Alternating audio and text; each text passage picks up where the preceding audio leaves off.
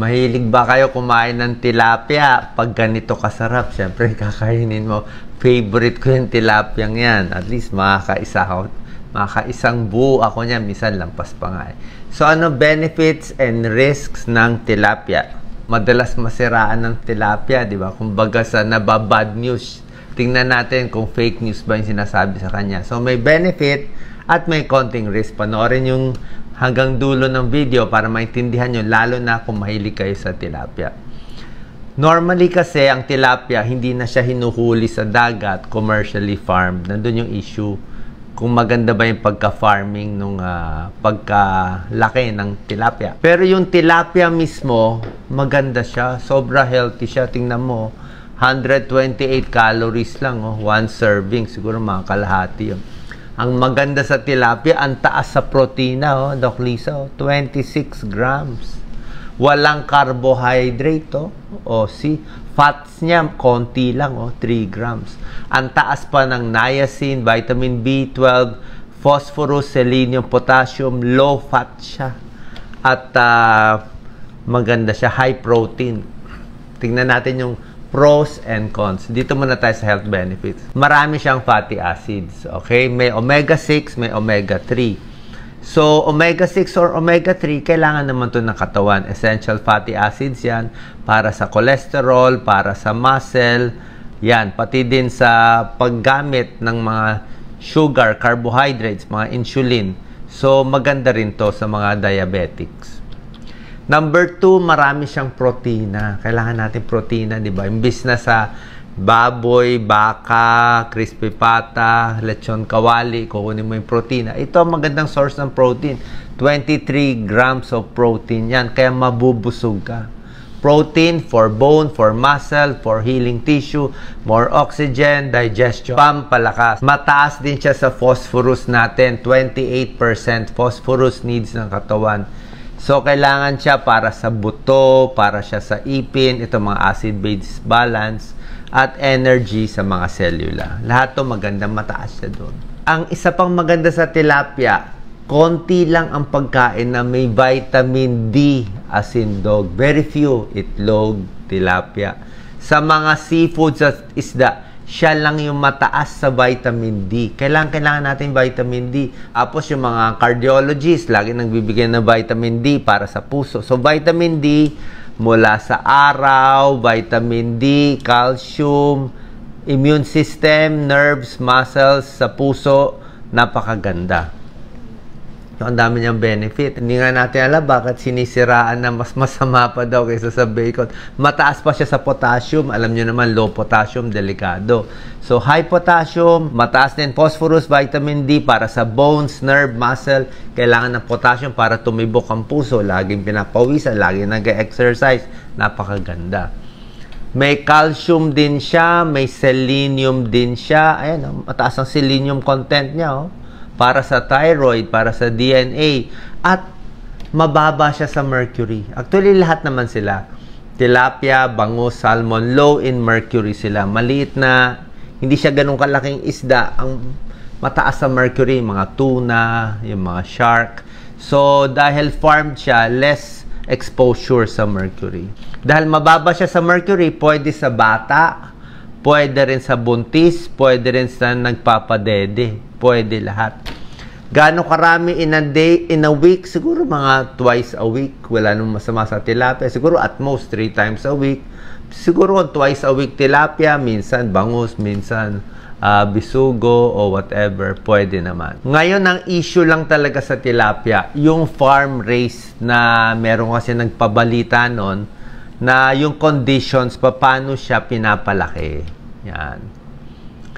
So, pagdating doon sa pagpapalaki, ang issue talaga, mayroon silang ginawang study doon sa China daw na pinapakain ng dumi ng mga livestock.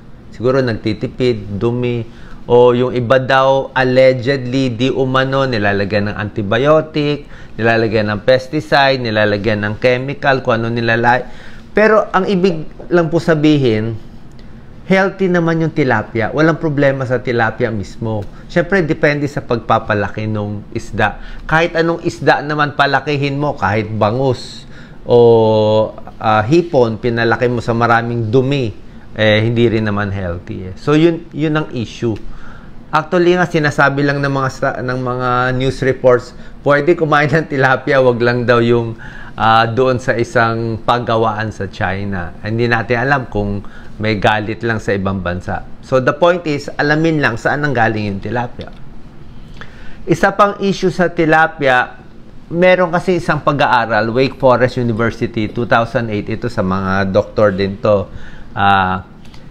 Mas marami daw ang omega-3 ng tilapia compared sa mas marami ang omega-6 ng tilapia compared sa omega-3. Yung omega-3 mas maganda sa puso, pampababa ng cholesterol, pampaganda ng tibok ng puso, yung rhythm mas maganda. So ito, medyo mas marami yung omega-6 na ayaw lang nila. Parehong kailangan, pero yung ratio, mas gusto sana medyo pantay yung dalawa.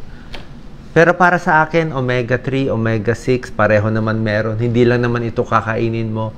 Hindi ako gano worried na itong risk of inflammation tunay na mangyayari kung kakain ka ng tilapia. Questionable pa to. Yun nga daw, dirty environment. Depende nga kung ano pinapakain sa isda eh.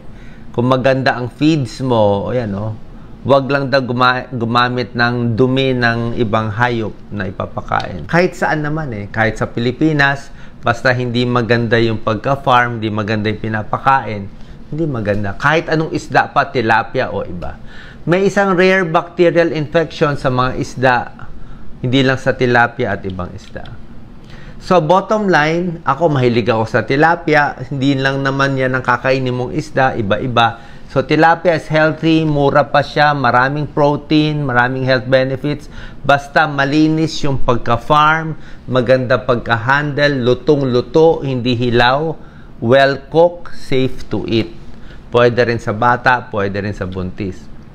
Meron tayong konting comparison. Tilapia ba o bangus? Okay? Pinaglaban natin. Ano ang mas marami, mas mababang mga sustansya?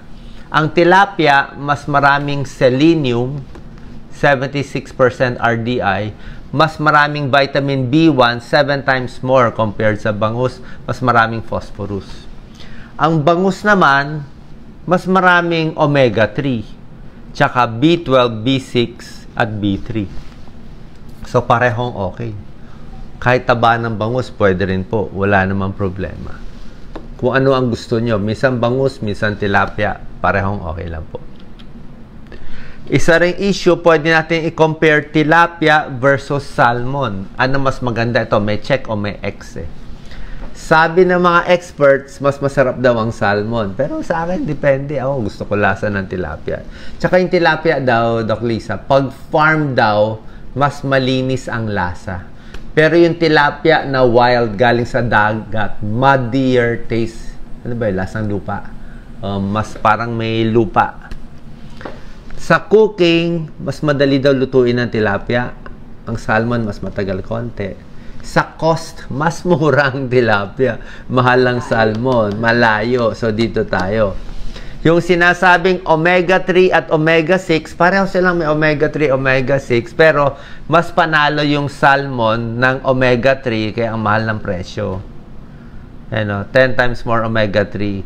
Pero, ang tilapia, meron ding omega-3 ang tilapia, pero meron din siyang omega-6. Ang tilapia, mas maraming omega-3 kumpara sa baboy, baka, turkey, manok. Kung suma omega-3, so tilapia is healthier than bacon. Baliktad yung sinabing bacon ng mas healthy. Mercury, parehong mababa ang content. Okay? So sana po, sa mga mahilig kumain ng tilapia, once or twice a week, pwede. Ako, kumakain ako ng isda 3 to 4 times a week. Tapos sana, kung malalaman natin kung ano yung source nito, kung saan nanggaling, mas safe pa yung pagkain natin. Salamat po.